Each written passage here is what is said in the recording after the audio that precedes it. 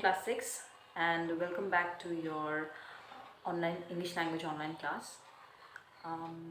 To begin with the class, we have already completed chapter 1 from this book, Cornerstone, and our chapter 1 was kinds of sentences. So we have seen the exercises. I have given you the notes. I hope you have noted down in your copy. And today we will begin with chapter number 2, subject and predicate. Okay. Now to rewind, what is a sentence?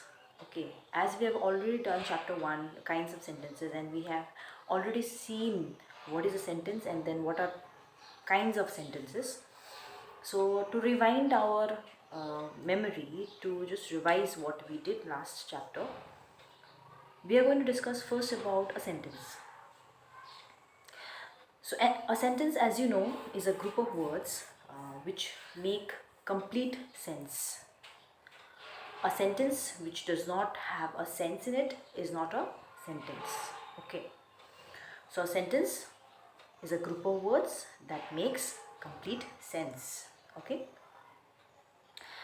Now we have also seen kinds of sentences, that is assertive sentences, okay, that simply states something. We have imperative sentence, which gives you commands, gives you advice, makes a request. Okay. Then you have interrogative sentence, which asks questions and ends with a question mark. And then lastly we have is exclamatory sentence, which states sudden or sudden feeling is your exclamatory sentence and ends with an exclamation mark. And we also saw that assertive sentence is also known as declarative sentence. Okay, so that is what sentence and kinds of sentences are. Now heading towards this new chapter, subject and predicate. Subject and predicate is something which we have to which we will find in a sentence only. Okay, so that's why we are revising what is a sentence. Now followed by the book, page number 5. In these sentences that is given in the book, okay, underline a thing or person who is doing the action. Okay, you have to underline either the thing or a person who is doing the action.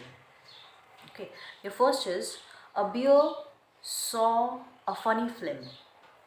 So who is doing the action? A bear.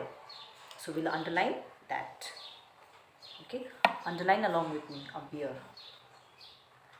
Next one, below that, the brown dog crossed the road. Again, who is doing the action? The brown dog. What is the action? Crossing the road. Yes or no?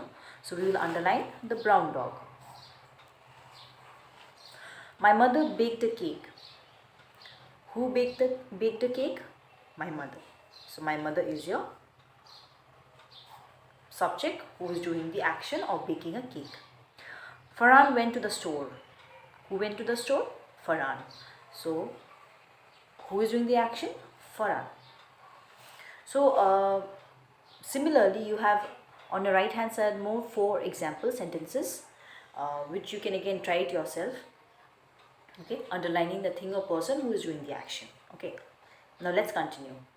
What did you notice?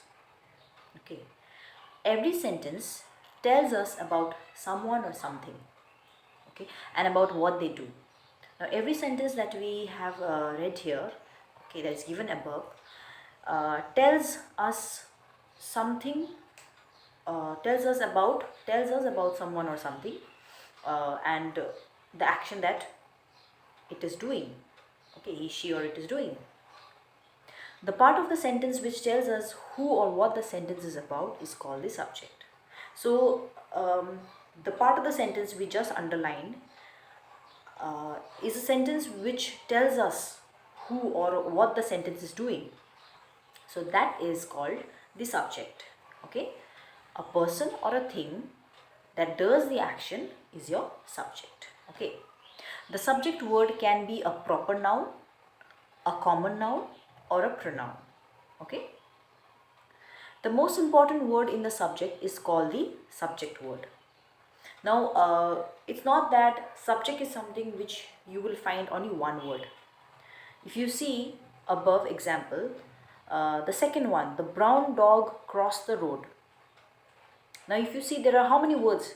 The, brown, and dog. There are 2 to 3 words, okay, that you find in a sentence, and we have also underlined because it is doing the action, so it is a subject. Okay. Now there are 3 words, okay, but especially in that 3 words there is particularly one word, okay, which is the most important word. Okay, so that in that the most important word in the subject is called the subject word.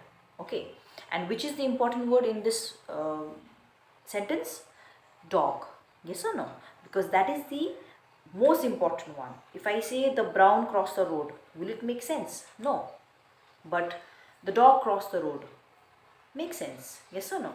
So we have to pick the one which makes sense as well as which is important for the sentence. Okay. The most important one. So that particularly is called subject word. Your subject again does not mean only one particularly. Your subject can be 2 to 3 words or even 4 words. But among the all, which is the most important one, which will give sense to the sentence, is your subject word. Okay. The subject word is always a noun or a word that does the work of a noun. So your subject word, to make it more clear about which can be the subject word, you have to understand that the subject word is always a noun or the word that does the work of a noun. Okay. The rest of the sentence is called the predicate. Okay. Now, apart from that, okay, the one which you have underlined along with me right now, those 4 examples, 4 sentences. If you see, your first, a bear saw a funny film. A bear we have underlined, okay, because a bear is doing the action, so it's a subject. Rest, which we did not underline, saw a funny film. Yes or no? That is your predicate. Okay. Again, number 2, the brown dog crossed the road. The brown dog we have underlined because the brown dog is doing the action, so it's a subject. And rest, cross the road, is your predicate. Okay. Third one, my mother baked a cake. My mother is your subject, does the action, doing the action. Baked a cake is your predicate. So this way you have to differentiate. Okay. For example, the tiger lives in the jungle. Now, who lives in the jungle? Who is doing the action? The tiger. The tiger is your subject. Lives in the jungle is your predicate. Here the highlighted part is the subject and the rest of the sentence is the predicate. The predicate can be a single word, that word then in a verb. Okay, the predicate can be a single word. Okay, that word then in a verb. Okay, it's in a action. Okay, dogs bark. Dogs again is your subject. Bark is the predicate. So predicate can be one word, but subject cannot be. Okay, subject can be in a word as well as in a group. Similarly, predicate is also the same. Notice how the following sentences have been divided into subject and predicate. See, subject, I will go to the market today. So in the entire sentence, which is the subject? I, because I am doing the action. And what is the action? Will go to the market today. Okay. Stray animals must be taken care of. So who should be taken care of? Stray animals. So stray animals is the subject and must be taken care of is your predicate. The big black dog is the subject. Caught the flying disc is the predicate. In each of the sentences, the subject comes at the beginning of the sentence. If you see, yes or no. However, in some sentences, the subject does not come at the beginning. For example, down roll the bulldoze. Now, it's not that, since we have been doing from the beginning that in a sentence the subject is always the beginning. It's not like that. Okay, sometimes there are chances or there are exception cases where in a sentence the subject does not come in the beginning of the sentence. It comes at the end as well, or in the center. Okay, like here they have given the example, down roll the boulders. Now the boulders, what is boulders? Boulders is a big rock. Okay, so down roll the boulders. Okay, now